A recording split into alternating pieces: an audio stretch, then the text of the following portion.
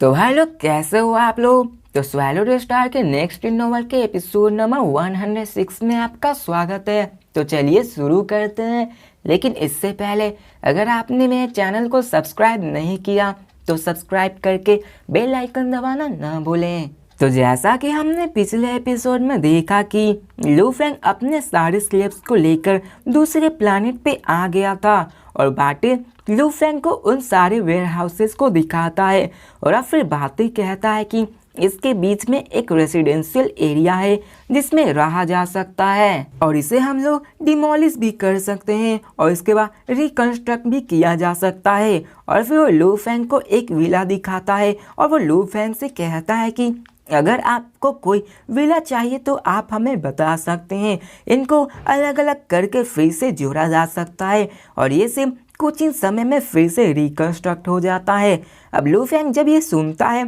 कि उसे move, dismantle और रिकंस्ट्रक्ट किया जा सकता है तो वो इसमें इंटरेस्टेड है और अब फिर लू फेंग उनसे और बड़ी विला के बारे में पूछता है तो वो लोग एक मैनर को दिखाते हैं जो कि 10,000 से लेके 100,000 स्क्वायर किलोमीटर में फैला हुआ था और आप इसे अपने मुताबिक बड़ा कर सकते हैं। अब उस कैसल को देखकर लू फेंग सेटिस्फाइड हो जाता है और उसे 2 कैसल देने को कहता है ताकि वो अर्थ पे जाके अपने एक कैसल को बना सके। अब वो लोग जब सुनते हैं कि 2 कैसल तो वो लोग भी हैरान हो जाते हैं क्योंकि उन्हें नहीं लगा था कि लू फेंग इतना ज़्यादा रिच होगा और बाइलैंड स्टार का रिचेस्ट बंदा भी सिर्फ एक ही कैसल को बनवा सकता था। अब इसके बाद लू फेंग 2 कैसल को चूज करता है जो कि total 2.4 billion silver blue dollars थे और अगर उसे ब्लैक डॉलर्स में कन्वर्ट किया जाए और 8% डिस्काउंट के साथ देखा जाए तो total 1.92 million black dragon dollars होते हैं।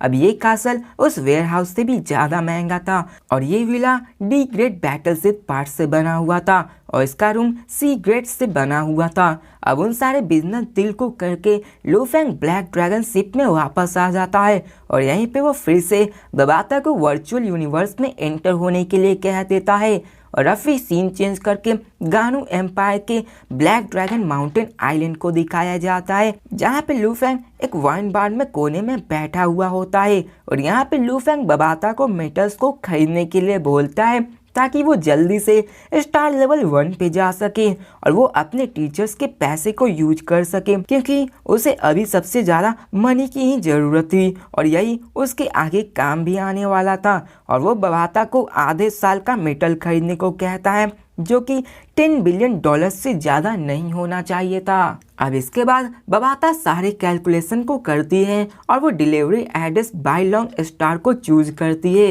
और यहाँ पे सारी चीज़ों का खर्च करने के बाद लू फेंग के पास सिर्फ 2.5 बिलियन ब्लैक ड्रैगन डॉलर बचे हुए थे। अब यहाँ पे लू फेंग बबाता को फिर कहता है कि मुझे पर्पल लाइट ड्रिंक को खरीदना है तो बबाता कहती है क्या सच में? तो लू फेंग कहता है कि हाँ। तो बबाता बताती है कि ये तुम्हारे कोई काम नहीं आएगी, ये तो नॉर्मल लोगों के लिए है और ये बहुत सस्ती भी होती है और ये किसी भी हाई लेवल स्टूडेंट को स्टूडेंट लेवल 1 में इवॉल्व करा सकती है और ये सिर्फ 15 ग्राम पर्पल लाइट ड्रिंक कर सकती है। तो लू फेंग कहता है कि क्या सच में 15 ग्राम पर्पल लाइट किसी भी स्टूडेंट लेवल बंदे को स्टूडेंट लेवल 1 में इवॉल्व करा सकता है? तो बबाता कहती है कि हाँ। तो लू फेंग कहता है फिर तो 1 lakh ton purple light drink खरीद लो और लू फेंग कहता है कि इस अमाउंट से हम लोग लगभग 10 बिलियन पीपल को फाइटर बना सकते हैं और मैं चाहता हूँ कि हर कोई स्ट्रांग बने तभी जाके ह्यूमैनिटी आगे सरवाइव कर पाएगी।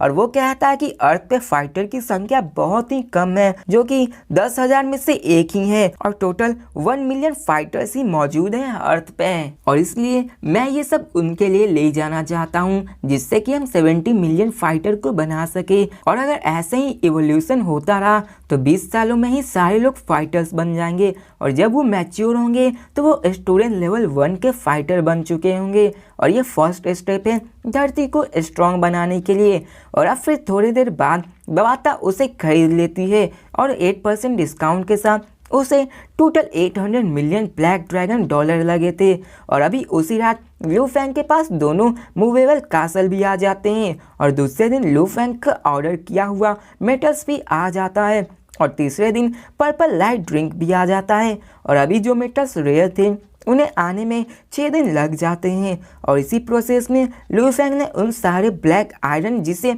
उसने मार्स से निकाला था उसे भी बेच दिया था, और उसको बेचने पे total 20 million black dragon dollars मिले होते हैं। और फिर 7वें दिन लू फेंग उन सारे स्लेव्स को कहता है कि तुम लोग यहीं रहोगे और कुछ होता है तो तुम मुझसे यूनिवर्सल नेटवर्क में मिल सकते हो। और वहाँ पे लू फेंग ने स्टार लेवल 1 और 100 स्टार ट्रैवल लेवल 9 के बंदे को छोड़ा होता है, और बाकी जितने स्टार लेवल के बंदे होते हैं और स्टार ट्रैवल के 900 बंदे वो सारे लू फेंग के साथ वापस शिप में आ जाते हैं, और उसे लेकर वो अपने ड्रैगन शिप में वापस आ जाता है। और जितने भी मेटल्स और मूवेबल कासल थी उसे लू फेंग बबाता की स्टोरेज रिंग में रख लेता है। और यहाँ पे लू फेंग अपने अर्थ की ओर निकल जाता है, और 5 मिनट बाद ही सोलर सिस्टम के स्पेस में एक रिपल बनता है और उसमें से वो ब्लैक डिश शेप निकलता है। और यहाँ पे लू फेंग यूनिवर्स ट्रैवल सक्सेस होता है, और लू फेंग अपने प्लैनेट को वापस आ चुका होता है, और वो अभी कुछ ही देर में अपने प्लैनेट पे पहुँचने वाला था।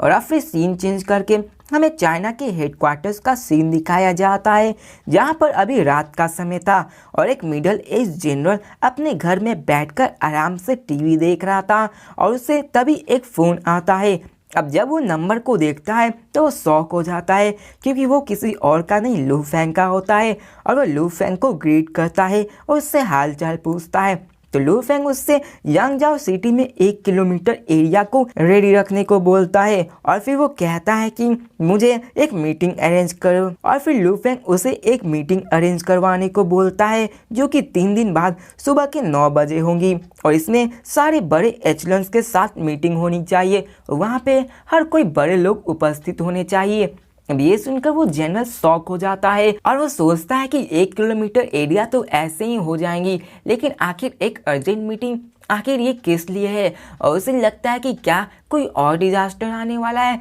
लेकिन वो ये पूछना चाहता था कि आखिर मीटिंग किस लिए करवानी है, लेकिन वो इसे पूछने की हिम्मत नहीं कर पाता था, क्योंकि दुनिया की नज़र में अभी लू फेंग, थंडर गॉड और होंग यही तीनों पावरफुल हाउसेस थे। लू फेंग ने तो इंसानियत को भी बचाया था, इसलिए सारे लोग उसकी रिस्पेक्ट करते थे। अब इसके बाद फोन कट हो जाता है, और अभी लू फेंग अर्थ के एटमॉस्फेयर में एंटर हो चुका था, और वो इस बार अपने घर को फोन करता है। और अब फिर सीन चेंज कर हमें यांगजाओ सिटी को दिखाया जाता है, जहाँ पे 12 विलास को होता है, और वहाँ पे लोग जल्दबाजी में थे, और वहाँ पे जितने भी मिलिट्री ऑफिसर थे वो उन 12 फैमिलीज को वहाँ से निकाल रहे होते हैं, और वो लोग कुछ भी नहीं कर सकते थे, क्योंकि ये लू फेंग का ऑर्डर था और ये हाईएस्ट अथॉरिटी में थी, और वो लोग इसे नेग्लेक्ट भी नहीं कर सकते थे। और यहाँ पे उन्हें ये भी नहीं समझ में आ रहा था कि आखिर यहाँ से वो लोग निकाले क्यों जा रहे हैं, आखिर उन्होंने किया ही क्या है। और अब फिर थोड़े ही समय बाद लू फेंग का शिप ऊपर कोर्टयार्ड सेक्शन में आसमान में रुकता है, और लू फेंग के आने के बाद सारे लोग वहाँ से चले जाते हैं, यहाँ तक कि मिलिट्री के ऑफिसर्स भी। और लू फेंग वहाँ अकेला होता है, और लू फेंग आधे घंटे के समय में सारी चीजें कर देता है जो वहाँ वो करने आया था। और फिर 40 मिनट बाद लू फेंग अपने फैमिली को किसी जगह को दिखाने के लिए लाया होता है, जो कि यहीं पे होता है, क्योंकि लू फेंग ने यहाँ पे कासल बनाया हुआ था, जिसे लू फेंग अपने फैमिली को दिखाने लाया होता है। अब लू फेंग अपने बच्चों के साथ भी वहाँ था, और जब लू फेंग उस कासल की ओर बढ़ रहा था तो लू फेंग का फैमिली उस कासल को देखता है तो हैरान हो जाता है, और उसका भाई बोलता है कि आखिर ये कैसल कब बना। और ज्यूजिन भी कहती है कि हाँ ये कब बना, मैं यहाँ आफ्टरनून में ही आई थी, लेकिन यहाँ पे 12 विलास थी, लेकिन अभी तो यहाँ पर वो नहीं है, और इसकी जगह इस कैसल की है। और यहाँ पे कैसल पे वाइन्स भी लगी हुई थी, और ऐसा लग रहा था जैसे कि ये कासल कई सालों से यहाँ पे था। तो लू फेंग कहता है कि क्या तुम उन 12 विलास की बात कर रही हो, उसे तो मैंने हटा दिया है। और लू फेंग कहता है कि उसे मैंने अपने स्टोरेज रिंग में रख लिया था, क्योंकि यही सबसे फास्टेस्ट तरीका था उसे डिसमेंटल करने का। और यहाँ पे लू फेंग ने 19 स्लेव्स की मदद ली थी, और यहाँ पे उन्हें कोई भी मशीनरीज की ज़रूरत नहीं थी, क्योंकि वो सारे स्लेव्स बहुत ही ज़्यादा ताकतवर थे, और वो इतने भारी सामान को आराम से उठा सकते थे। और उन्हीं ने इस कासल को बनाया था, और करीब आधे घंटे में ही उस कासल को रेडी कर दिया था। अब फिर लू फेंग अपने कार से निकलता है और उस कासल की ओर बढ़ने लगता है, और वहाँ पे जाने के बाद वही स्लेव्स ड्रेसअप पहने हुए थे, और वो लोग लू फेंग और उसकी फैमिली को स्वागत करने के लिए आए हुए थे। और जैसे ही लूफेंग वहाँ आता है सारे लोग लूफेंग के सामने झुकते हैं। तो भाई लोग इसी के साथ ये वीडियो भी खत्म होती है। तो मिलते हैं नेक्स्ट वीडियो में और देखते हैं कि जब होंग और थंडर गॉड को इतने पावरफुल आर्मीज के बारे में पता होगा तो क्या रिएक्शन होगा। तो मिलते हैं नेक्स्ट वीडियो में, तब तक के लिए बाय।